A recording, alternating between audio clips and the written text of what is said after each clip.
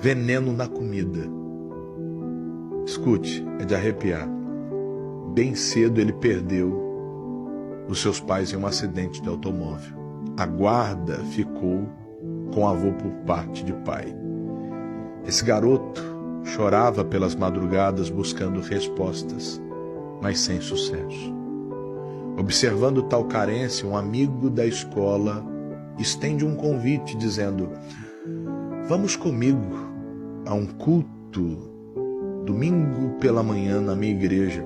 Deus vai falar com você. Ele sente paz naquele convite.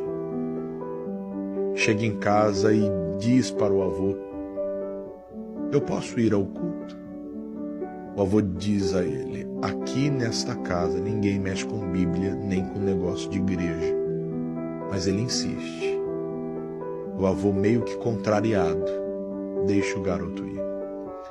Domingo pela manhã, céu de brigadeiro, pássaros cantavam e ele chega na igreja. A igreja cheia, mas parecia que só ele estava naquele culto. A palavra entra como uma flecha e todas as dúvidas são sanadas naquele dia. Só faltou o pastor falar o nome dele.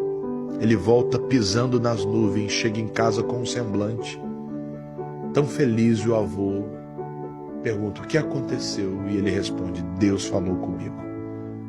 Naquele dia esse garoto apanhou.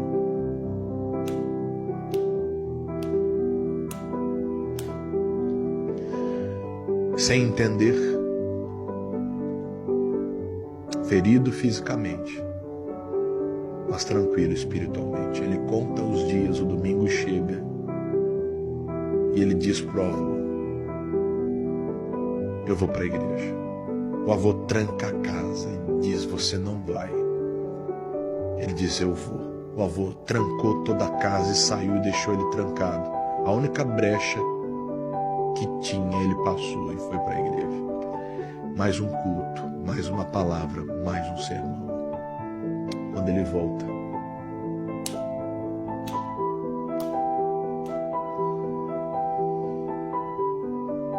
os vizinhos preocupados, e o avô responde: esse garoto precisa aprender uma lição.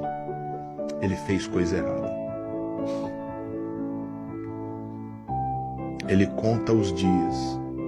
O domingo chega e uma surpresa. O avô não impede ele de ir para a igreja.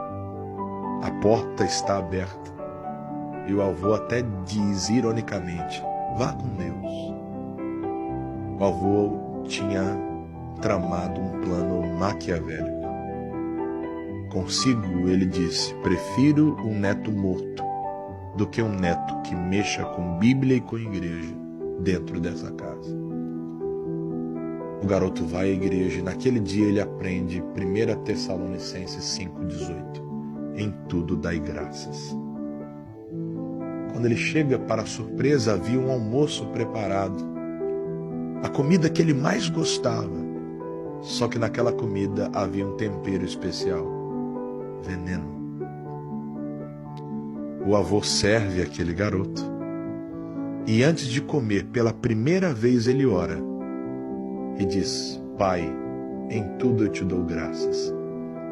Por essa comida, pela vida do meu avô, pela minha vida e até por aquilo que eu não consigo entender, mas eu confio em Ti.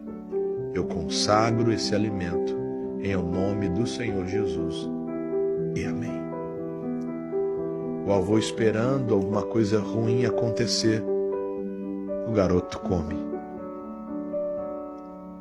Abismado, ele dá mais comida para o garoto e ele repete.